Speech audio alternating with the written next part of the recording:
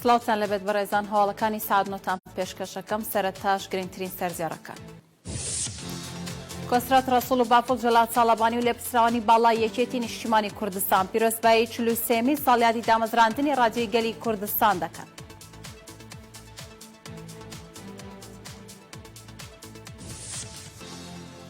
بە ئامادەبوونی ڕەوەند مەلا مەحموود لێپرسرایی مەڵبەندی کەرکووکی یەکێتی نیشتیمانی کوردستان و حیزب و لایەنە کوردستانیەکان بڕیاریاندا لەسەر قەڵای کەرکووک و هەمووان بەیەکەوە ئاگری نەورۆز و یادی ڕاپەڕینی کەرکووک بەرز ڕابگرن.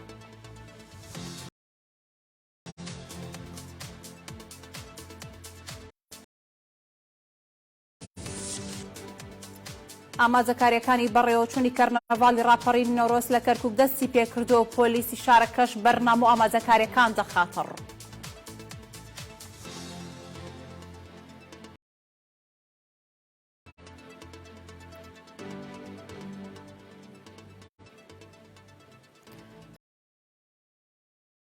کۆسرات ڕەسوڵ عەلی سەرۆکی ئەنجومەنی باڵای سیاسی و بەرژەوەندی یەکێتی نیشتیمانی کوردستان بە بۆنەی 43 ساڵیادی دامەزراندنی ڕادیۆی دەنگی گەلی کوردستانەوە لە پەیامێکدا پیرۆزبایی لە ستافی ڕادیۆکە دەکات.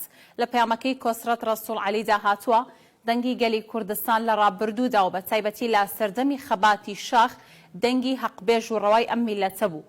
دەنگی شۆڕش و مقاومەت و جۆشدانی ئەم گەلە بوو. لە ڕاپەڕینیشدا دەنگی ڕاپەڕین و ڕزگارکردنی سەرجەم شار و شارۆچکەکانی کوردستان بوو. ڕاشی گەیاندووە بۆم ڕەودەهاتوش ڕادیۆی دەنگی گەلی کوردستان دەبێت دەنگی خەڵک و گەیاندنی پەیامی حەقبێژی بێت وەکو چۆن ئەوێ ڕۆژێ ئێزگەکە دیاری یەکێتی نیشتیمانی کوردستان بوو بۆ خەڵکی کوردستان و ببووە مینبەری هەموو کوردستان. بۆ داهاتوش بە خۆگونجاندن لەگەڵ پێشکەوتنە تەکنەلۆژیەکان درێژە بدات بۆ خەباتی کە لە سەرەتاوە لە پێناوی دامەزرا. ئەمەژەی بەوەش کردووە ئومێد دەکەم ئەم یاجە بکەنەوە ئێزگەیەکی تازە بۆ پێشخستن و ڕێخستنەوەی ڕاگەاندنی یەکێتی و گونجاندنی لەگەڵ پێشکەوتنە تازە و خێراکانی بوارەکە.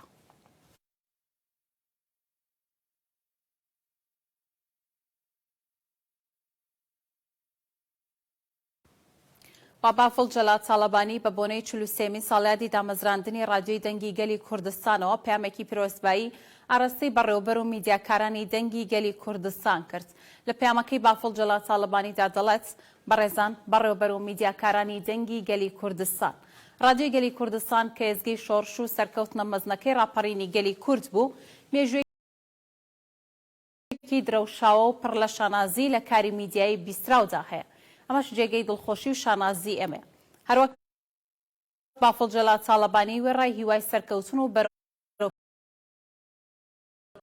پێشچوونی زیاتر پشتیوانی خۆی بۆ میدیای گەلی کوردستان دووپات کردە و ڕایگەاند. هیوادارم لە ساڵی نوێی کارکردنتاندا پشت ئەستور بە مێژووی زێڕین و ڕابردووە درەوشاوەکەتان ڕۆڵێکی گرنگ و کاریگەرتر بجێڕن و لەگەڵ پێشکەوتنە میدیایەکاندا هەنگاو بنن. سەرچاوێکی گرنگی هەواڵ و زانیاری کۆکەرەوەی دەنگ و ڕەنگە جیاوازەکان بن.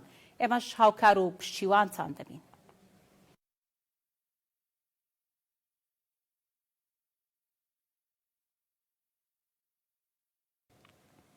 بە بۆنەی 43 ساڵیادی دامەزراندنی ڕادیۆی دەنگی گەلی کوردستانەوە مەکتەبی سیاسی و لێپرسراوانی یەکێتی نیشتیمانی کوردستان و دەستگای میدیای کەرکووک پەیامی پیرۆزباییان ئاڕاستی ستافی ئێزگەکە کردووە. ئاماژەیان بۆ کردووە ئەم یادکردنەوەی ئێزگەی دەنگی گەلی کوردستان یادکردنەوەی بەشێکی زیندوی شۆڕشی نوێ کە ڕادیۆکە ڕۆڵێکی گەورەی هەبوو لە جۆشدانەوەی خەبات و بڵاوکردنەوەی گوتاری شۆڕش و یەکێتیدا. مەکتەبی سیاسی یەکێتی نیشتیمانی کوردستان لە پەیامێکدا بە بۆنیادی 43 ساڵەی دامەزراندنی دەنگی گەلی کوردستانەوە پیرۆزبایی لە ئەستافی دەنگی گەلی کوردستان دەکاتی داهاتووە. هەڤاڵان ڕاگەاندنکاران و کارمەندانی زگەی دەنگی گەلی کوردستان بە بۆنەی تێپەڕبوونی 43 ساڵ بە سەردەستپێکردنی پەخشی ئێزگەکە پیرۆزبایەکی گەرم لەوەی بەڕێز و گشتەوانەش دەکەین کە لە سەرەتاوە لە پاڵەکی پێشمەرگایەتیدا ڕۆڵیان هەبووە لە مێزگێدا. دەنگی گەلی کوردستان لە ڕۆژگاری سەختی خەباتی شاخدا بامێرێکی زۆر سادە و ساکار و لە ژێر خێوەتێکدا دەستی بە پەخش کرد. بەڵام بۆ ڕۆژگارە دەنگدانەوەیکی گەورەی هەبوو لە نێوکۆڕی خەباتی سیاسی و چەکداری کوردستان و عێراقدا. ئەم یادکردنەوەی ئێزگەی دەنگی گەلی کوردستان یادکردنەوەی بەشێکی زیندوی شۆڕشی نوێیە کە ڕادیۆکە ڕۆڵێکی گەوری هەبوو لە جۆشدانەوەی خەبات و بڵاوکردنەوەی گوتاری شۆڕش و یەکێتیدا. هاوکات خوبا تاڵەبانی ساڵەی دامەزراندنی ئێزگەی دەنگی گەلی کوردستان پیرۆز دەکا و ڕایگەاندووە ئەم ئێزگەی ڕۆڵی گرنگی بینی لە جۆشدانی شۆڕش و خەباتدا. بۆ ساڵی نوێی تەمەنیشی دەخوازم ئەم سە کۆمیدیا بیستراوە گرنگەی یەکێتی نیشتیمانی کوردستان لا چوارچەوەی سیاسەتی چەپکە گوڵەکەدا پەرە بە پرۆگرام و بەرنامەکانی بدا وەک چۆن لە ڕابردووی پڕ لە شانازی خۆیدا ئەم ێزگەی ڕۆڵی گرنگی بینیدا جۆشدانی شۆڕش و خەباتدا. هەر بەو بۆنەوە ئەستران عەبدوڵڵا لێپرسراوی مەکتەبی ڕاگەیاندنی یەکێتی نیشتیمانی کوردستان بە بۆنەی یادی 33 ساڵی دامەزراندنی زگێدەی ئەنگەلی کوردستانەوە پامێکی ڕستەی بەڕێوەبەری گشتی و ستافی زگێدەی ئەنگەلی کوردستان کرد و تێیدا هاتووە پیرۆزبایی یادی 33 ساڵی دامەزراندنی بڕندگۆی شۆڕشنووی گەلەکەمان و یاسگەی مژدەی ڕاپەڕینی مەزنی کوردستانتان لێبێ. دەنگی گەلی کوردستان هەردەنگی زوڵاڵی پێشمەرگە و تێکۆشترانی گەلەکەمان نییە، بەڵکو لە کوردستانی ئازادیشدا مینبەری ڕاگەیاندنی بەرپرسیارانە و ئازادی یەکێتی بووە. لای خۆشەوە ڕەوەند مەلا مەحموود لێپرسراوی مەڵبەندی کەرکووک یەکێتی نیشتیمانی کوردستان پەیامێکی پیرۆزبایی ڕستەی بەڕێوەبەر و ستافی ئێزگەی ئەنگەلی کوردستان کرد. لە پەیامەکەدا ئەتۆی ئێزگەی دەنگی گەلی کوردستان لە سەردەمی شاخ دەنگێکی پڕبەها و کاریگەر بووە، هاوکار و هاودەنگێکی گرنگی شۆڕشنووی گەلەکەمان بووە. ڕاشیگەاندووە لە ئێستاشدا یەکێکە لە مینبەرە گرنگ و سەنگینەکانی بواری ڕاگەاندن و هیوادارین پەری زیاتری پێ بدرێ. هاوکات دەستگای میدیای کەرکووکیش جوانترین پیرۆزبایی ڕستەی بەڕێوەبەر و سەرجەم کارمەندانی دەنگی گەلی کوردستان دەکا و هیوای سەرکەوتن و بەردەوامیان بۆ دەخوازێ. ئاماژەی بۆش کردووە ئێزگەی دەنگی گەلی کوردستان لەگەڵ دەستپێکی پەخشیدا دەورێکی کاریگەری هەبوو بۆ یەکێتی نیشتیمانی کوردستان و خەڵکی کوردستانیش ڕۆژانە هەمووان ئێزگەی دەنگی گەلی کوردستانیان وەک تاکە سەرچاوی هەواڵ و زانێرەکان بەکاردێنا بۆ دوایین گۆڕانکاریەکانی ناوچەکە.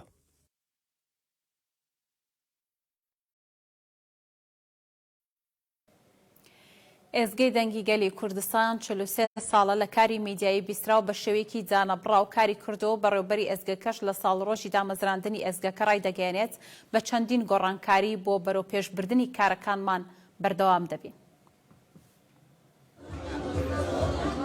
یادی 43 ساڵەی دامەزراندنی ئێزگەی دەنگی دوێنەی شاخ و ئەمڕۆی شارە.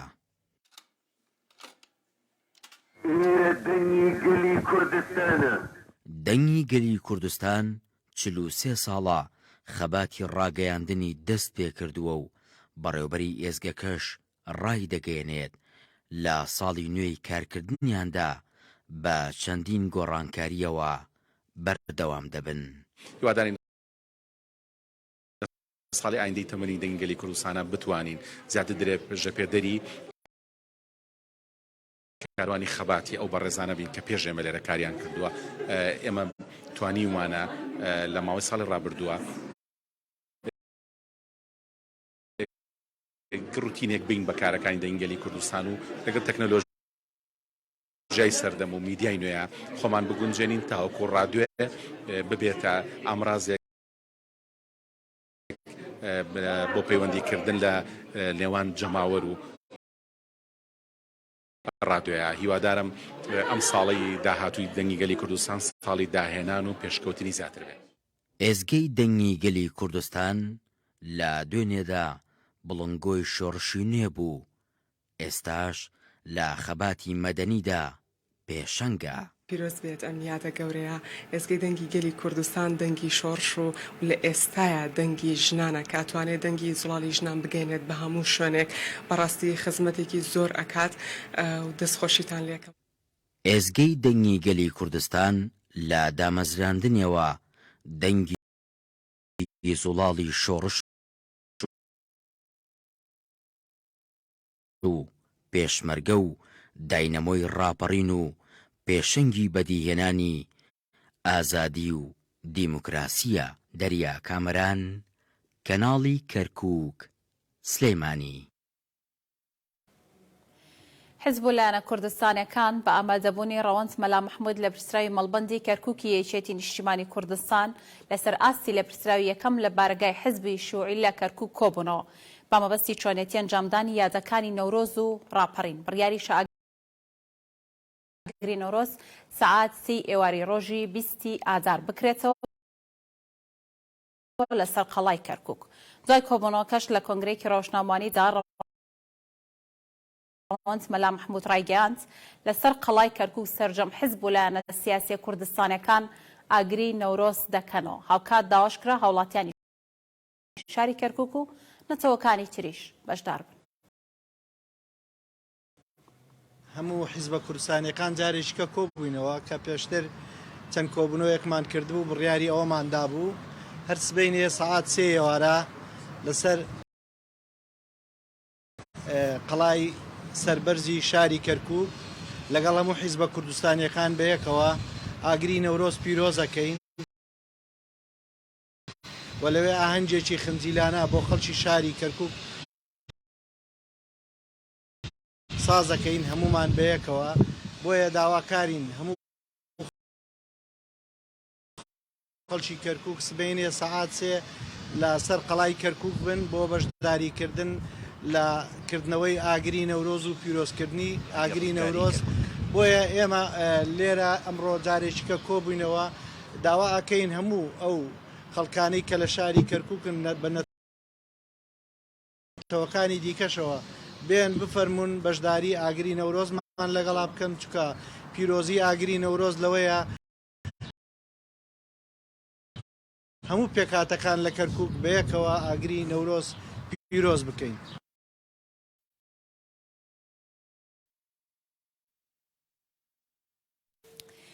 لە میانی بەڕێوەچوونی ئاهەنگەکانی جژنی نەورۆز و یادی ڕاپەڕین و ڕزگارکردنی شاری کەرکووک ئاهەنگێکی جەماوەری بەرفراوان لەسەر قەڵای کەرکووک ئەنجام دەدرێت و ئاگری نەورۆزیش دەکرێتەوە. لەلایەن پۆلیسی کەرکووکیشەوە ئەمنێتی ناو شار دەپارێزرێت بۆ پاراستنی ماڵی هاوڵاتیان.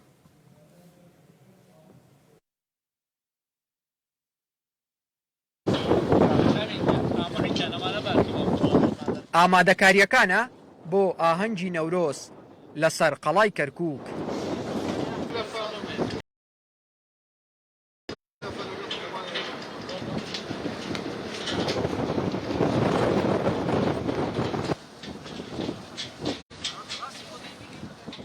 هەرچەندە هەوڵدرا کێشە بۆ کردنەوەی ئەم یادە دروست بکرێت بەڵام حزب و لایەنە کوردستانیەکان جگا لە پارتی لە شارەکە دەنگیان یەخست و هەمووان سوور بوون لەسەر ئەوەی دەبێت بێ هیچ مەرجێک ئاهەنگ لەسەر قەڵا ساز بکرێ و ئاگری نەورۆز بکرێتەوە.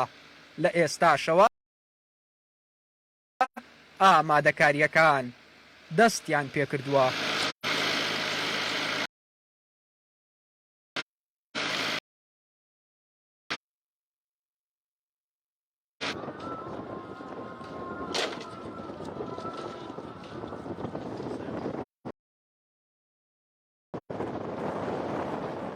سەبارەت بە بەشداربووەکان کە لێران هەڵبەتە هەموو حیزبە کوردستانیەکان بەدەستە جەمعی ئەلێرە بەشداری کردنەوەی یان بەڕێوەبردننی ئەمە ئاهەنگەن هیچ جیاوازیەک و یا هیچ دووبەرەکی یا هیچ ناحەزیەکی ئێستەتیانە. بەڵام پێش ئەوەی ئەم ئامادەکاریانە بکرێت کۆمەڵێک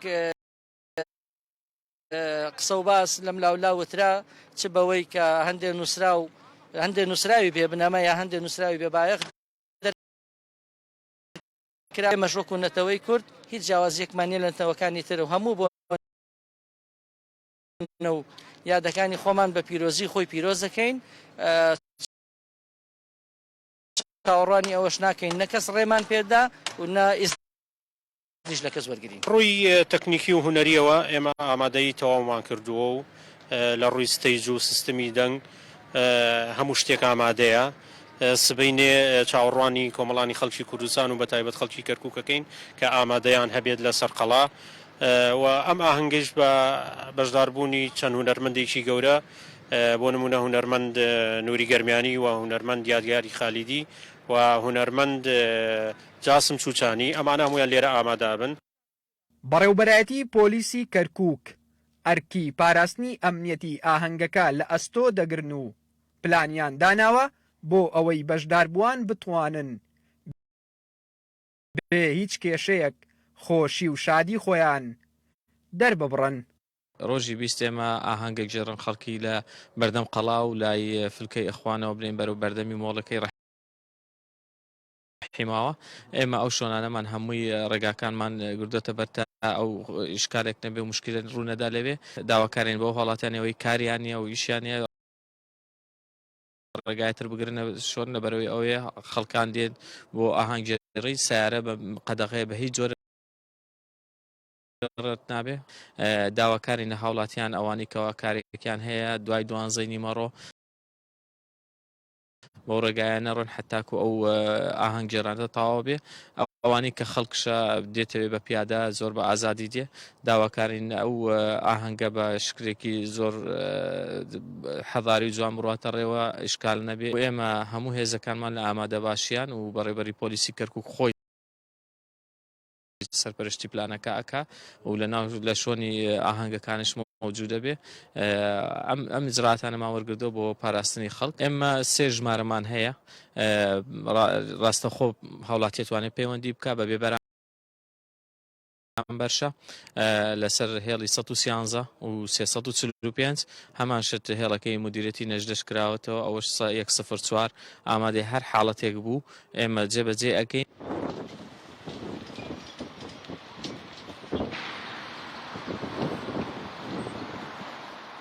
لێرە لەسەر قەڵای کەرکووک ئامادەکاری دەکرێت بۆ ئەوەی سبەینێ ئاهەنگی سەری ساڵی کوردی و ڕزگارکردنی کەرکووکی قودسی کوردستان بکرێتەوە یەکێتی نیشتیمانی کوردستان بە هاوبەشی ئەو حیزبولانە کوردیانەی کە لە کەرکووک مانەوە و هاوڵاتیانیان لە ڕۆژە سەختەکاندا جێنەهێشت دەیانەوێت لێرەوە مەشخەڵی ئاگری نەورۆز بکەنەوە و ئەوە بە گوێی ناحەزاندا بدەن کە هیچ کەسێک ناتوانێت سنوور بۆ ئازادیەکانمان دابنێت. شاڵاو عومەر، کەناڵی کەرکووک. بەهۆی ئامادەکاریەکانی هاوڵاتیان بۆ ژەژنی نەورۆز و چوونەجەرەوەیان بۆ گەشت و سەیران بازارەکانی شاری کەرکووک قەرب باڵغەیەکی زۆریان پێوە دیارە. هاوڵاتیان بە لێشا و بۆ کڕینی پێداویستیەکانیان ڕوو لە بازارەکانی شارەکە دەکەن. بە بۆنەی نزیکبوونەوەی جەژنی نەتەوەی نەورۆز بازارەکانی کەرکووک جممەیان دێت. لە 2 ساڵی ڕابردوو بەهۆی ڤایرۆسی کۆرۆناوە هاوڵاتیان لە نەورۆز و یادەکانی ئادار بێ بەش ببوون، بەڵام لەم ساڵدا بە شێوەیەکی بەرچاو ڕوویان کردوتە بازارەکان بۆ کڕینی پێداویستەکانیان و بۆ ئامادەکردن لە ڕۆژانی نەورۆز بە مەبەستی سەیران. من شەروەکو کەسێکی کورد خۆم حازر کردەوە بەجل و بەرگی کوردی و کڕینی خواردن و ڕۆشتن بۆ شوێنێکی خۆش و گەشتێکی خۆش لە چاو ساڵانی ڕابرد و کۆرۆنا بوو. ئین ساڵ زۆر جیاواز وەکۆی من کە ئەبینیم ناو بازارەکە خەڵک زۆر جیاوازی لە ساڵانی پێش و خەڵک سادوسۆر بوو، مەڵام ئین ساڵ خەڵک زیاتر خۆی ئامادە کردەوە بۆ ڕۆژی نەورۆز.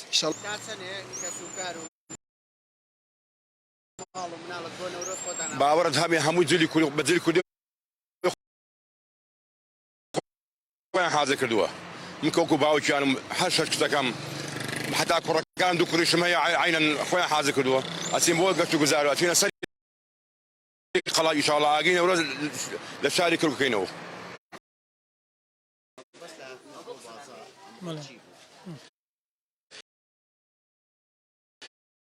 هەڵا تاوان هاتیینە بزانین کە مەکوڕی چیمان هەبێ ینی بیکڕین و بۆی شتەکان نقصانیمان نەبێت لە ڕۆژی نەورۆزە. وەکڕینی مەسەلەن میوە هات و گۆشت دێت و وشکەی ئەوشتانە بێت کڕیمانە.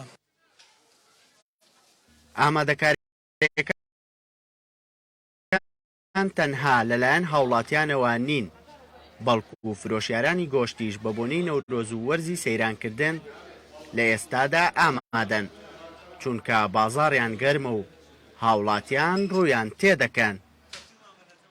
سەبارەت بە گرانی گۆشت ئیمساڵ لە چاو پارەکە گرانترە، سعری تۆزێ بەرزترەوە بووە، ئاژەڵش تۆزێ کەمە لە بازاڕەکانە، لە سووریاوە تێ، لە تورکیاوە تێ، لە ئێران شەوە تێشان بەش عێراق ناکە. زۆر خەڵک داواکاری لەسەر گۆشت و ئەم شتانە هەیە. لە چاو پارەکە ئیمساڵ پێم وابێ کڕیار زیاترە، خەڵک زیاتر بخۆی ئاماداکە بۆ سەیران و بۆ سەفرا. پێم وابێ ئیمساڵ لە ساڵ پارەکە و پێرارەکە باشترشە. پێم وابێ گرانەکە نەبووەتە ڕێگەر خەڵک هەرەی کڕێ هەتێ بۆ بازاڕ و بۆ سەفر و شتە ڕۆ. بۆتە ڕزانتر ئێمە ڕوبەڕووی جەژنی نەورۆزە بینەوە، ئیترەوە ئاهەنگێکی نیشتیمانی و هەموو ساڵێک خۆی دووبارە دەکاتەوە. بێگومان بۆ گۆشتکڕین نانرخەکان باشە گونجاوە گریز گرانیەکی پێوە نبینی ینی بەراورد ئەگەر 1000 دیناریە 1500 دینارێ بۆ گرانی نییە بۆ شێوەیە تەسیر بکە لە بازار ساڵانە هاوڵاتیان بەر لە هاتنی جەژنی نەورۆز بە چەند ڕۆژێک بە مەبەستی دابینکردن و پڕکردنەوەی پێداویستەکانیان ڕوودەکەنە بازاڕەکان تاوەکو لە ڕۆژی کوێکی سێدا وەک نەریتێکی ساڵانە سەیرانگاکان بەسەر بکەنەوە و کاتەکانیان بەسەربەرن هاوکات داواکاریشن لەو ڕۆژەدا پارێزگاری لە پاک و خاوێنی ناوچەگەشتیارەکان بکرێت زانانە باز کەناڵی کەرکووک سبەی کە بڕیارە گەورەترین کەرنەڤاڵی یادەکانی نەورۆز و هەروەها ڕاپەڕین لەسەر قەڵای کەرکووک بەڕێوە بچێت کە تێدا حزبولانە کوردستانەکان بەشداری دەکەن و هەروەها حزبولانە کوردستانەکان وکو ئاماژەیان پێدا وتارێکی هاوبەشیان دەبێت ڕاستەوخۆ پامنێرمان شەڵاو عومەر لەگەڵمە بێت شەڵاو سڵاو لێبێت تا چەند ئامادەکاری کراوە بۆ سبەی دالیا سڵاو ئەم کاتەی تۆ سەرجەم بینەرانی کەناڵی کەرکووک باش ئەوەی لە پشتی منەوەی دیارە ئامادەکاریەکانە بۆ کەرنەڤاڵی نەورۆز و ڕاپەڕینی خەڵکی کەرکووک دژی ڕژێمی بەعسکە سبەی ساڵیادی ڕاپەڕین و ڕزگارکردنی کەرکووکی قودسی کوردستانە دیارە کۆمەڵێک سەربازی ون لێرە لە کاتژمێر حوتی بەرەبەیانەوە تاوەکو ئێستا لە کارکردن بەردەوامن بۆ ئەوەی ئامادەکاریەکان تەواو بکرێت بۆ ئەو کەرنەڤاڵە گەورەی کە ئاوا بڕیارە سبەی ئەنجام بدرێت و ژمارەیەکی زۆر لە هاوڵاتیان کە ئەم ساڵ جیاواز لە ساڵانی ڕابردوو با گڕوتینێکەوە دەیانەوێت بەشداری لەم کەرنەڤاڵەدا بکەن من ئێستا بۆ زانیاری زیاتر دەمەوێت بچمە لای بەڕێزێک کە بەڕێزیان کاک شکور عەباس کە ئەو سەرپەرشتیاری کەرنەڤاڵەکە دەکات لێرە سڵاوت لێبێ کاک شکور دەبینین لە بەیانیەوە ئێوە لێرەن ئامادەکاریەکان دەکەن ئامادەکاریەکان چۆنن هاوکات لە ڕۆ ئەمنیەکەوە چێ ئەمنیەتی ئاهەنگەکە دەپارێزێت سپاس بۆ جەنابتان هەڵبەتە شان بەشانی ئێمە ئێوە ژۆک و کەناڵی کەرکووک و کارمەندانی کەناڵی کەرکووک و بە تایبەت ئێوە ژەر سەربازەونەکان نەک بڵێم ئەمڕۆ لە دوێنێ و پێرێشۆ بەردەوام هاوشانی ئێمە بوون لە ئامادەکاری و ڕێخستنی ئەم بۆ نەگرنگە هەڵبەت لە ڕۆ ئیدارەکەەوە هەموو کاروبارە ئیدارەکان زۆر بە ڕێکوپێکی ڕێکخراوە لە هەموو پێداویستەکانی لە هەموو ئەو کەرەسانەی کە گرنگ بۆ ئەم یادە ڕێک بخرێ هەمووی بە تەواوی تا ئەم ساتە قسە لەگەڵ جەنابتانەکەم هەمووی بە ڕێکوپێکی ئامادە کراوە و یەکەم و کوڕیتیان نییە سەبارەت بواری ئەمنیەکەشی هەڵبەت هەموو ئامادەکاریەکی زۆر پخت کراوە لەگەڵ هێزە ئەمنیەکان بە تایبەت پۆلیسی ناوخۆ و با بڵێن بەڕێوەبەری گشتی پۆلیسی کەرکووک جگە لەوەش بەشەکانی تایبەت بە بەشی فریاکەوتن واتە نێژدا تەواری پۆلیسی هاتوچۆ هەموو ئەو لایەنە ئەمنیانی کە گرنگە بە تایبەت ئێمە بەمەسمانەوانە باسەکەین کە ناوخۆی هێزە ناوخۆیەکانی کەرکووکە سەر بە بەڕێوەبەرایەتی پۆلیسی کەرکووک جگە لەمەش لە دەرەوەی با بڵێن ئاهەنگەکە با بڵێن دابشکردن کراوە بۆ مەسلەی پارێزگاریکردن چ لە شوێنی ئاهەنگەکە چ لە دەوروبەری ئاهەنگەکەش هەموو هێزەکانی ترکە هەن با بڵێن لە کەرکووکە هەمووی دابشکراون بە پێی پێگە و شوێن و ڕێی تایبەت بەخۆیان بڕیارە سبەی لێرە بکرێت واتە وتارەکان چۆن دەبن کەرنەڤاڵەکە چی لە خۆ دەگرێت هەڵبەتە کەرنەڤاڵەکە ئەوی ئامادەکاریەکی زۆر باشی بۆ کراوە پێشوەخت چ لە ڕووی ئەوەی کە هەڵبەتەوەکو نەریتێکی گشتی بۆنەکە بۆنەیەکی زۆر تایبەتە، بۆنەیەکی نەتەوەییە، بۆنەیەکی نیشتیمانیە، بۆنەیەکە کە وەکو سروشتێک بەیان نامەی پوختی تایە، وتاری تایە، وتارەکان لە ڕووی نەتەوەییەوە بە هەردوو زمانی فەرمی ئەخوێندرێتەوە لێرە. جگە لەوەش کردنەوەی ئاگرەکەی تایە، هەڵبەتەکردنەوەی ئاگرەکە خۆی لە خۆیدا نەریتێکی پیرۆزە بەلای نەتەوەی کوردەوە. جیا لەوەش کۆمەڵێک ئاهەنگی بەرفراوانی تایە، لەوانە بانگێشتی چەندین هونەرمەندی با بڵێن ناودار کراوە. وابزانم هەر لە کەناڵەکەی جەنابتانیشەوە زۆر ڕکلام و با بڵێن بانگەشەی بۆ کراوە، هەمویان ناسێنراون. هەڵبەتە هەموو ئەم بابەتانە چ لە ڕووی هونەرمەندەکان و چ لە ڕووی جەماوەرەکە و چ لە ڕووی ئامادەبوونی لایەنە سیاسیەکانیش هەمووی مەبەستلەی با بڵێن پێشکەشکردنی جوانترین و باشترین و ڕووگەشترین کارە کە ئەمانەوێت لە ئەم ساڵە پێشکەشیکەین. بۆیە بە تەواوی ئامادەسازیمان بۆ کردو لە هەموو بوارەکان. جگە لەوەی بوارە هونەرەکەی ئەمێنێ ئەوە ئیشی ئەمە نیە، کۆمەڵە خەڵکی اختصاصی تکاری تیاکە بە دڵنیایی ئەدەین، بە دڵنیایش ئەدەین دووبارە بە جەماوەری خۆمان چ لە کەرکووک و دەوروبەر، چ لە قەزاو ناحیەکان، چ لە لایەنە سیاسیەکان. ئێرە بابەتەکە تایبەتمەند نییە بە هیچ لایەنێکی سیاسی. ئەرکەکە دراوە بەسەر کۆمەڵێ لایەنی دیاریکراوە، بەڵام بۆنە و ئاهەنگەکە تایبەتمەند نییە بە هیچ کەسێکە، بۆنەیەکی نەتەوەییە، بۆنەیەکی نیشتیمانیە. بۆی ئومێد دەکەم هەموو لایەنی خۆی بە خاوەنی بزانێ و هەوڵی هەم بەشداری و هەم پارێزگاریکردن لێ. دەستخۆش، زۆر سپاس بۆ کاکشکۆر عەباس سەرپەرشتیاری کەرنەڤاڵ. بەڵێ دالیا دیارە هاوکارمان هەوراز فواد کە بەڕێزیان سەرپەرشتیاری هونەری کەرنەڤاڵی ئاهەنگی نەورۆزن کەوا بڕیارە سبەی ئەنجام بدرێت لە کاتژمێر حوتی بەرەبەیانەوە ئەو سەرپەرشتی ئەم کارانە دەکات. سڵاوت لێبێ، دەمانەوێت باسێک لە ئامادەکاریەکان بکەی، کارە هونەریەکان بە چۆ گەشتون، ئایا تەواو ئامادەکاری کراوە بۆی سبەی پێشوازی لە هاوڵاتیان و حزب و لایەنە سیاسیەکان بکرێت؟ سڵاو لە ئێوەش. بەڵێ ئێمە لە کاتژمێر حوتی بەیانیەوە لە کاراین لێرە ئامادەکاریەکان هەمووی تەواو بووە. ئەم شەو 100%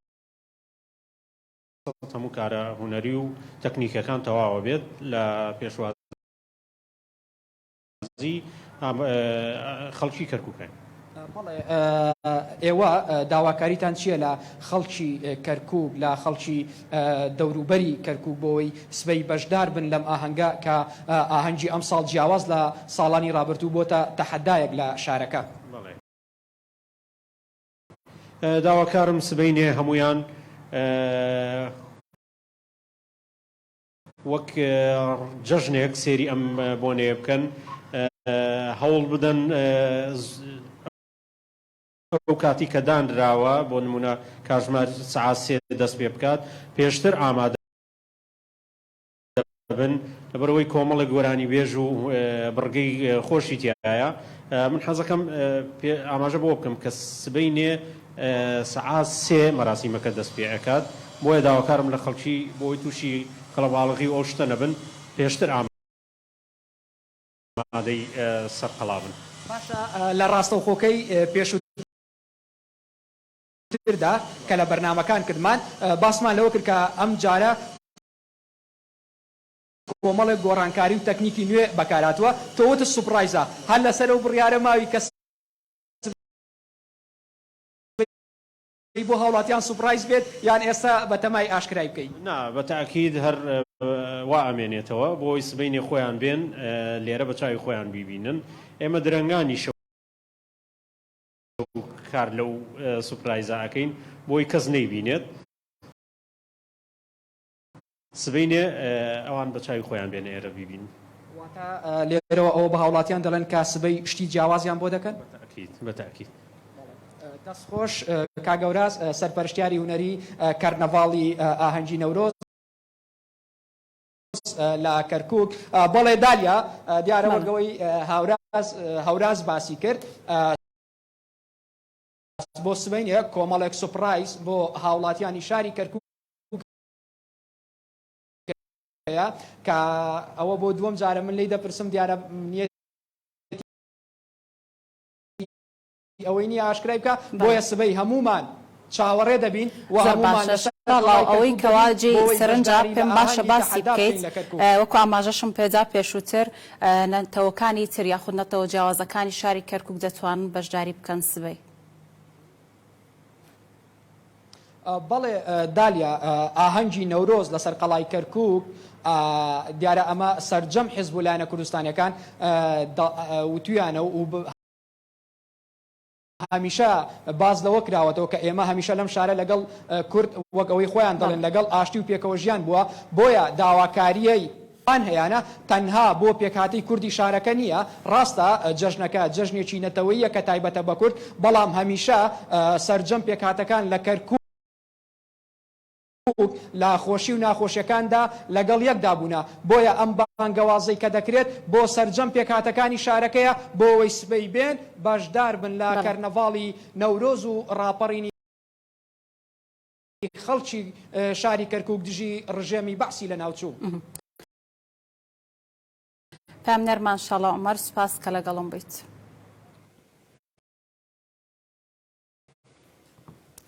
ئاماژە دەم با سەردەڕی دووەمی هەواڵەکان. لە ڕۆژێکی وەک ئەمڕۆدا و 36 ساڵ بەر لە ئێستا لە چالاکیەکی بێوێنەی پێشمەرگەی کوردستان بەڕابەتی یەکێتی نیشتیمانی کوردستان پارێزگاری و کاتی هەولێر کرای ئامانج و با سزای کارەکانیان گەیشت.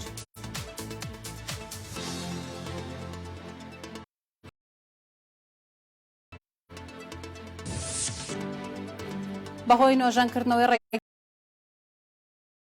سەرەکی کەرکووک هەولێر لا نزیک گوندی سێکانیان قەرباڵغێکی زۆر دروست بۆ و نیگەرانی شۆفێرانی لێکەوتۆتەوە.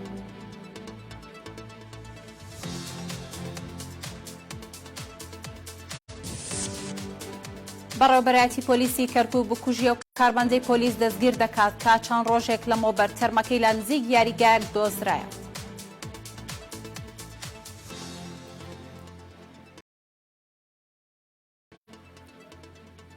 لە ڕۆژێکی وەک ئەمڕۆدا و 36 ساڵ بەر لە ئێستا لە چالاکیەکی بێوێنەی پێشمەرگەی کوردستان بەڕابەتی یەکێتی نیشتیمانی کوردستان پارێزگاری و کاتی هەولێر کرایە ئامانج و بە سزای کارەکانیان گەیشت. ئەو چالاکیە وەڵامی ئەو زوڵم و ستەمە بوو کە باسیەکان زەرحەق بە کۆمەڵانی خەڵکی کوردستان ئەنجامیان دەدا.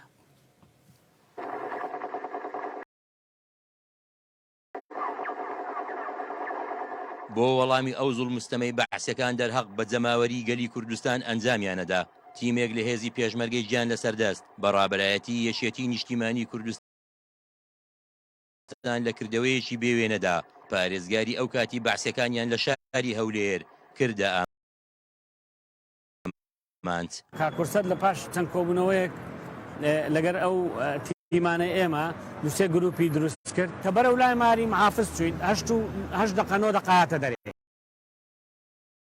کە هاتم مرورێک دەستی لێ ڕاگرتم کە محافظ تێدە پەڕی و نەڕۆی ئەمن لە تەنیشتیڕا تێپەڕیم بەس لە ئاوێنەی سیارەکەی کە لێم دەخوری لە پشتەوە دیتم 8 سیارە لە دوو منە زۆر نزیک بوو ئەو سیارانە هەمووی بیکەسی لەسە بوو چەکداری لە ناو بوو دەستەی پاسەوانی پارێزگا بوو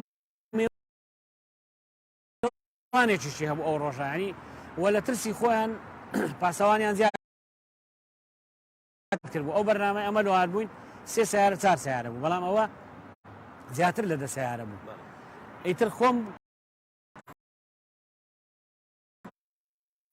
خۆم گەیاندە ئەو کۆڵانەی ئێستا لێنە ئێرە تقریبا 15 مەترێک دوور کەتمەوە لە جادەکەی برێنەوەی پەنا بوو ئێرە شەی سەردار دابەزی بە غاردان لەگەر کاگەیب دابەزین هاتنە سە جادەی هەر دابەزین و ڕاکردنیان بۆ تەقە لە ناو جادەی ئێدی دیتم ماسری چەک کەوتە ئەو لای سیارەکانی لە دوو هەندێک سیارە خۆیان لێکشدا ینی دامەچیش دروست بوو ئەمن دەرکەکانی هەردوو کردەوە ئی پشتەوە تا هاتمە سە جادەی ئەلێرە یەک شۆفرلێت لە دووری داما بوو بەرێن دەهات ئەو شۆفرلێتە تەقەی دەکرد ینی کاوران سەری نیوی کرد بوو تەقەی دەکرد دەستڕێژەکەم لێ کرد ئەو پەڕی هەشتنەوە گول لە ڕۆیشت لۆی چوو بە غاردان هاتین و وەشەی سەردار زۆر هەولیدا ئارپیچەکە دەرکاو بە ئارپیچی لێدا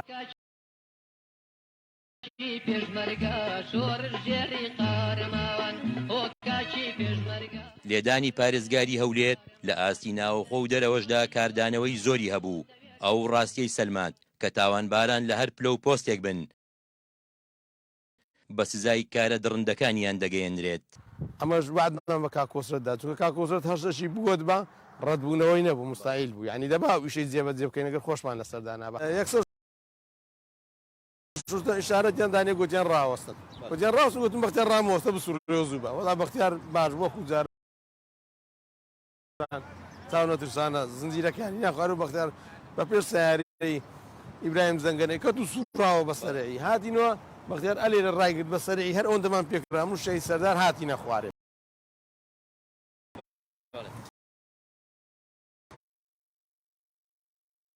کە هاتینە خوارێ هاتینە سەر ئەو ڕەسیفەی وەشی باسم کردووانەوە بزانی ئیبراهیم زەنگەنە بەتنێ و 4-5 سیارەی لەکرێن نەمزانی مدیر ئەمنی ئەوەی مووسڵ و مدیر شوردەشی لەگەر بووە ڕۆژ داوەتی وی بوونە دیارە بەیانەکەی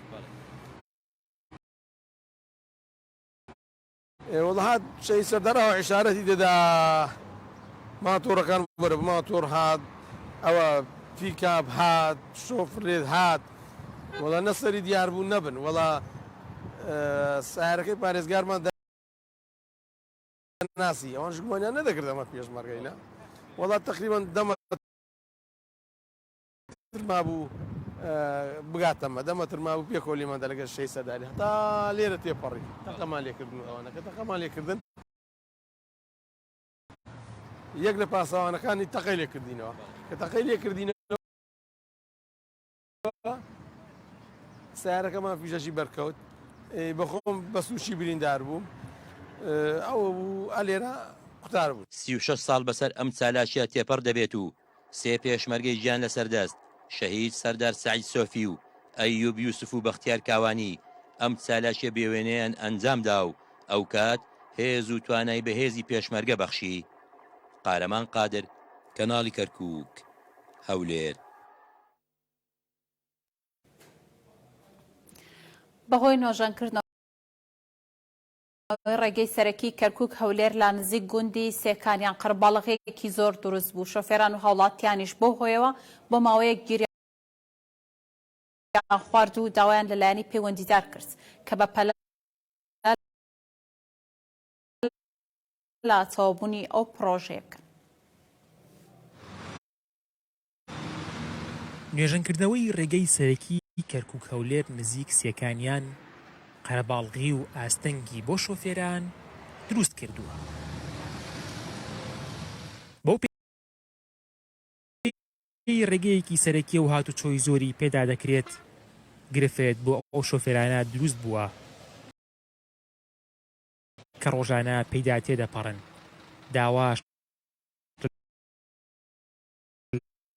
لایەنی پەیوەندیدار دەکرێت پەلە بکەن لە تەواوکردنی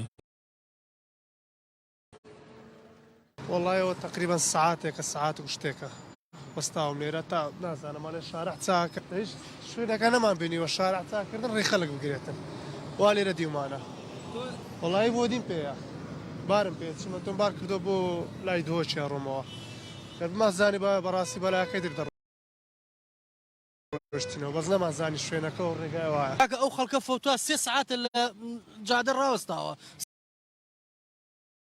ئەو قەڵەباڵغیەوە ڕاستە مناڵ خەڵک نەخۆشی پێ هەم بانزین بەو گرانیە ئەوە چییەوە ڕاستە وەڵام من لە دوو زۆ دێم یتخوا وەزع نە ڕۆژێکە نە دوو یعنی واز تەواو دەرنەچوی سەر ناتوانێت دەرچێتەوە ئەوە حاڵ نییە کاکەوە کەی وەزع زۆر تاخیر بووی لەم ڕێگان نازانی هۆکارەکەی شیشیە لە پێشەوە زۆر ئەزدیحامە و خەڵکی هەیە ئیشی هەیە نەخۆشی پێ زۆر شێکی خراپە لە وڵای داواکەن ئەم ڕێگەبانە چاکە ئەمە هەر جادە نیە وڵای زۆر خراپە جادە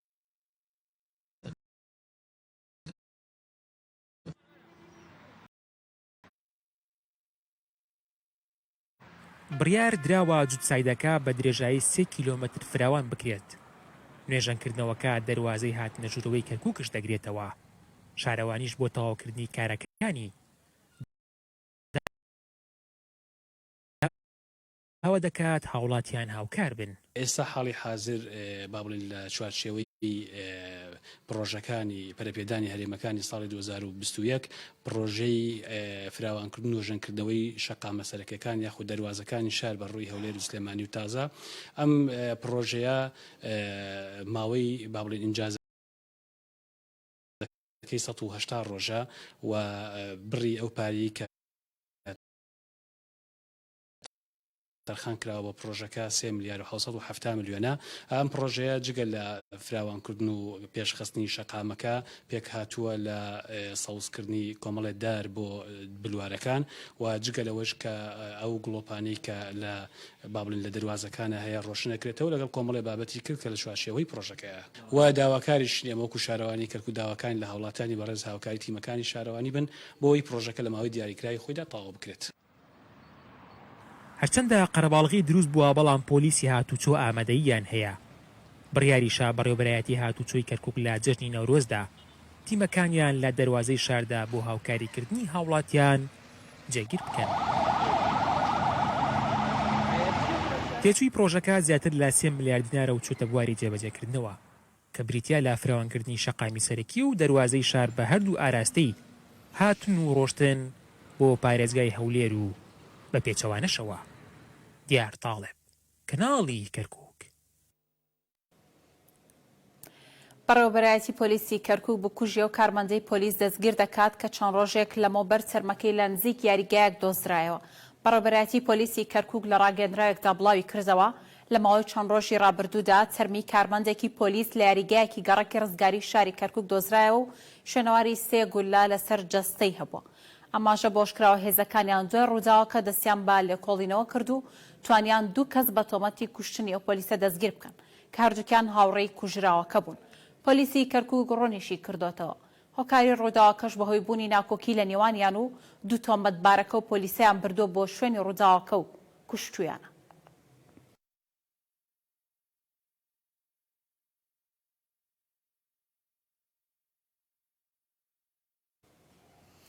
بە ئامادەبوونی کە سوکاری شەهیدان و لە پرسراوانی حزبی و حکومی و هاوڕێ و هاوسەنگەرانی لە مەراسیمێکی شایستەدا یادی کۆچی دوایی فەرماندە جەنگی فەقیانی کرایەوە. جەنگی حەسەن ڕەسوول ناسراو بە جەنگی فەقیانی ساڵی 1959 لە کۆی لەدایک بووە و ساڵێک لەمەوبەر و لە ڕۆژێکی وە کۆمڕۆدا باڕووداوی هاتوچۆ گیانی لەدەستدا. بە ئامادەبوونی کە سوکاری شەهیدان و بەرپرسانی حیزبی و حکومی و هاوڕێ و هاوسەنگەرانی لە ڕێوڕسمێکی شایستە ساڵیادی کۆچی دوایی فەرماندەی دێرین جەنگی فەقیانی کرایەوە و وتاری قوبا تاڵەبانی سەرپەرشتیاری مەکتەبی سکرتارەتی سەرۆک مامجلال و ئەبوو زێد ساڵح ئەندامی سەرکردایەتی یەکێتی نیشتیمانی کوردستان خوێندرایەوە.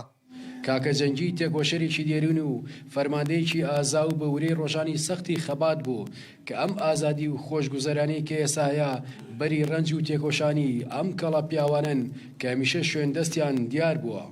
بەم بۆ نەخەمناکەوە دووبارە سەرخۆشی لە خۆمان و بنەماڵات تێکۆشەرەکەیان و کە سوکاری شەیدان و پێشمەرگە و کەماندامانی سەنگەر و زیندانیانی سیاسی و ئەندام و کادیرانی یەکێتی دەکەین. داواکارین خوای گەورە تێکۆشەری کۆچکردو بە باشتی بەری نیشاد بکات. براتان قوبا تاڵەبانی سەرپەرشتیاری مەکتەبی سکرتارەتی سەرۆک مامجلال. لە ڕێوڕسمەکەدا وێزگەی خەبات و ژیانی جەنگی فەقیانی نیشان دراو کە سوکار و هاوڕێنیشی بەڵێنیاندا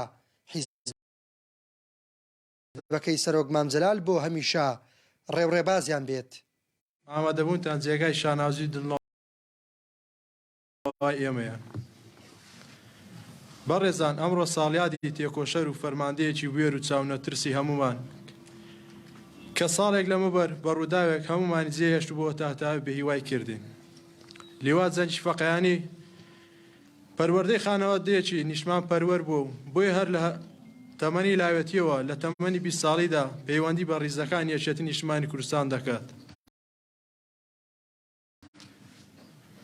خاوەنی دەیان داسان و هەڵوێسی کوردایەتی و قارەمانەتی بووە بۆیە بەڵێن دووپات دەکەینەوە ناو پیرۆزەکەت وە خۆی بمێنێتەوە وە خۆی مامەڵە لەگەڵ گەورەی تۆدا بکەین. تەمەنێکی بچووکم هەبوو یەک لەوان ئەو ڕسمەی لە گرافیکەکەی ئەوە من بووم برین ئەو کات تەمەنم 19 ساڵ بوو پێشمەرگە بووم لە لای ئەو 20 ساڵ لەگەر فەرماندە زەنجی فەقەیانیدا بووم بەڕاستی خەزێنەیەکی گەورە بوو بۆ ئەزمموی پێشمەرگایەتی و لایەنی ئیداری و لە زۆر بواردا جەنجی حەسەن ڕەسوڵ ناسراو بە جەنجی فەقەیانی ساڵی 1959 لە کۆیە چاوی بە دنیا هەڵهێناوە ساڵی 1970 دەبێتە پێشمەرگا لەبەر لێهاتووی و قارەمانێتی دەبێتە جێگەی متمانەی سەرۆک مامجەلال ساڵێک لەمەوبەر بە ڕووداوی هاتوچۆ گیان لەدەستدات و ماڵ ئاوایی لە هاوڕێ و هاوسەنگەرانی دەکات. کاروان نازم کەناڵی کەرکووک قەزای کۆیە.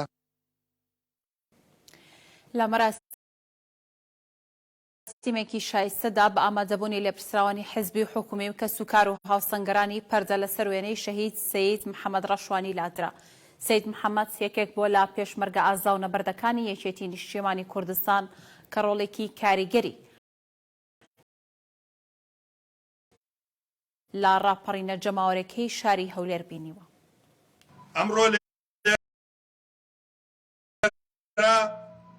پەردە لەسەر وێنەی شەهیدێکی دیکەی مەخمور و قەرازی کاچی بە کاچی هەڵدرێتەوە بەو پەڕیشکۆ و سەربەرزیەوە ئەویش شەهید محەممەد سەید عەزیز ڕەشوانیە. شەهید محەممەد پیاوێکی خوێندەوار و ڕۆشن فکر بوو دڵسۆزی خاک و نیشتیمانەکەی بوو بە ئەمەک بۆ نەتەوە و گەلەکەی.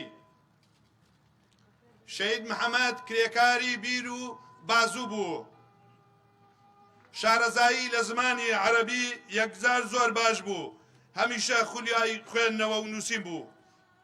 لە شۆڕشی ئەیلول بەشداری کارای هەبوو لە ڕووی سەربازی شارەزایی لە هاونی 120 ملم و تۆپخانەی ئەوسای شۆڕشی ئەیلول بوو.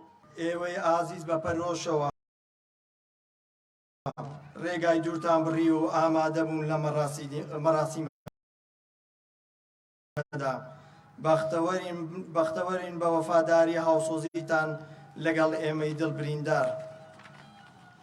ئازیزان بە هیوام هیچ کەس لە ئێوە ئەم جۆرە کارە ساتە نەبینێت بەڵام دڵنیابن ئازاری لە دەستدانی باوکە بۆ من و براکان و دایکم هەرگیز بە وشە و بە چەندین فلیمیش وەسف ناکرێت چونکە هەم ئێمە لە تەمەنێکی زۆر منداڵدا بووین هەم دایکم لە هەڕەتی گەنجی جوانی خۆیدا بوو. سەرباری ئەوانیش جێهێشتنی شار و وڵات هێندەی تر ئازارەکانی قوڵتر کردین و باری سەرشانمانی قورستر کرد. لە درێژەی کار و چالاکیەکانی ساڵۆنی لاپەڕەنەوەی ناوەندی مەکتەبی ڕاگەیاندنی یەکێتی نیشتیمانی کوردستان بە ئامادەبوونی ژمارەیەکی زۆر لە نووسەران و ڕۆشنبیران و ڕۆژنامەنووسان کتێبی حەمید ڕەشاش و تولەڕێیەکانی کوردایەتی لا نووسینی سار محەممەد مەراسیمی ناساندن و بڵاوکردنەوەی بۆ کرا. سەرەتا لەگەر برای بەڕێزم کاک هاوڕێ ڕواندزی خەریکی پێشکەشکردنی و ئامادەکردنی بەرنمەیەک بووین بە ناوی بەرنمەی بۆ مێژوو. تاوتوێی ئەوەمان کرد ئەو کەسایەتیانەی کە لە هەولێرن ئیحتیمامیان پێ بدەین بەرنمەیان لەگەڵ بکەین بۆ ئەوەی بیرەوەرەکانیان هەم بە دیکۆمنت بکەین و هەم بە بینەرانی تەلەڤیزیۆنەکە بناسێنین. یەکێک لەوانە دەستپێکی کارەکانمان یەکێک لەوانە ئەوە بوو کە مام حەمید ڕەشاش بوو کە تەلەفۆنمان بۆ کرد زۆر بەدڵێکی خۆشەوە ئیستیزابەی داینەوە و گوتی بەس سەبرم لێ بگرن پاژماوەیەکی دی لەگەرتاندا دەنیشم. زۆری پێ نەچوو تەلەفۆنی کرد بەرنمەکەمان داڕشت ماوەی مانگێک 2 مانگ تقریبەن نزیک لە 2 مانگ ئەمن خەریکی تۆمارکردنی یادەوەریەکانی مام حەمیدی بووم لە هەموو ئەو شوێنانەی کوردستان کە مام حەمید بەخۆی تێیدا ژیاون یان جێگای ژوانی کوردایەتی مام حەمید بووینە. باوکم ئەو دەستگایە ئەو ڕاگانەی بە ماڵی خۆی زانیوە لە هەموو دۆست و برادرانی کە بۆتە سەرچاوەی بڵاوکردنەوەی بەرهەمەکانی. ئێمە زۆر خۆشحاڵی وەکو بنەماڵەی حەمید ڕەشاش ببینین ئەوها دۆست و برادرانی لە دوای وەفاتی بێن ئەوها پێشوازێکی گەرم بکەن لە بەرهەمەکانی فکری باوکم و ئیشاءالله کە لەنێکی بچووک پڕ دەکاتەوە لە کتێبخانەی کوردی بۆ سوودی لێوەرگرن لە نەوەکانی داهاتوو. ئێمە سپاسی بێپەیان بۆ هەموو ئەو برادرانەی هەستانە بە چاپکردنی کتێب و خۆماندەکردنیان. ڕێکخراوی هیوای عێراقی لە شاری کەرکووک دەست پێشخەرێکی بۆ کۆمەڵێک چالاکوانی کچان و ژنان ڕێکخست لە ژێر ناونیشانی هەنگاوێکی ئازایانەوەکو پشگیریەک بۆ دەرچواندنی یاسای بەرەنگاربوونەوەی توندوتیژی دژی ژنان. هەر لەو چوارچێوەیەشدا کۆمەڵێک چالاکی پێشبڕکەی پاسکیل سواری و نمایشی چەند تابلۆیەک ڕێکخرا. هەڵوێستی هەنگاوێکی ئازا ئەم هەنگاوە لەسەر ئاستی 4 پارێزگای عێراقیە کەرکووک و ئەمبار و نەجەف و هەروەها بەغداش لێرە کە ئیمڕۆ لە شاری کەرکووک لەسەر حەدیقەی موسەیدی عەرەفە کە دەستمان بەو چالاکیە کە ئەویش کە لە سباقی پایسکل دەست پێکا و چەند میوزیکێک و هەروەها ئەوە بەشێکە لە چالاکیەکانی مانگی مارس کە ڕۆژی جیهانی ژنانی تایە. لێرەش کە هەڵوێست لەوەیە چییە چونکە ئەنەوێ ژنان لە چوارچیوەی ماڵەوە دەرکەن کە پیشانی بدەن ژنان ئەتوانن بەشدار بن لە هەموو بوارەکانە و ئێمەش لێرە تیشکەکەینە سەر بۆ لێرە بە پایسکل دەستیان پێکرد چکە ئەمانەوێت تیشک کەینە سەر ژینگە و هەروەها پێویست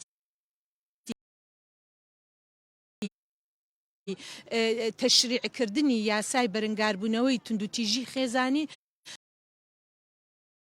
چکە ئەو یاسایە خزمەتی هەموو کۆمەلگاکە هەتا کۆمەلگا بەرەو ئازادی و بەرەو زیاتر سەرفرازی بچێ.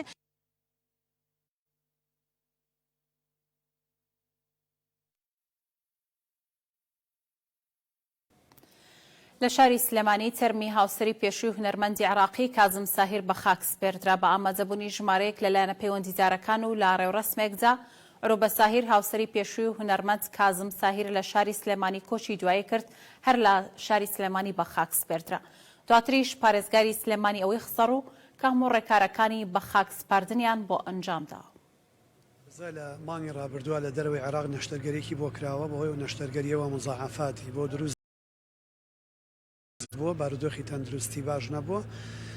شاری پزیشکی فاروقی هەڵبژاردۆ بۆ چارەسەر بەڵام لە کاتێکی زۆر درەنگ وەخت لە سەختبوونی نەخۆشیەکەیە گەشتوتە ئێرە ئەوەی پێویست بێ لە شاری پزیشکی فاروق بە سواسەوە بۆی کراوە. شەوی ڕابردوو گیانی لەدەستداوە.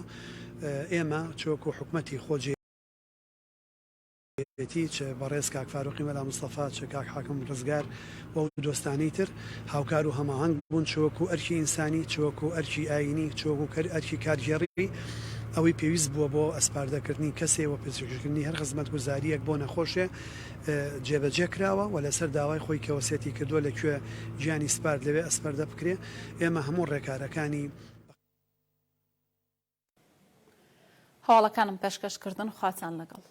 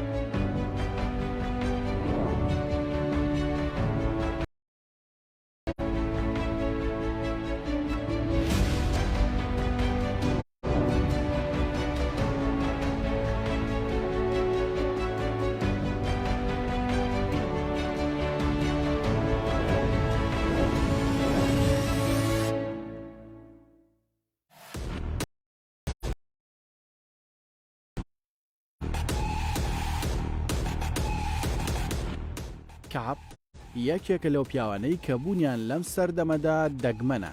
کاپ هێڵەکانی ئینتەرنێت بەکار ناهێنێت، بڕیاری داوە بە شێوەیەکی سروشتی بژێت.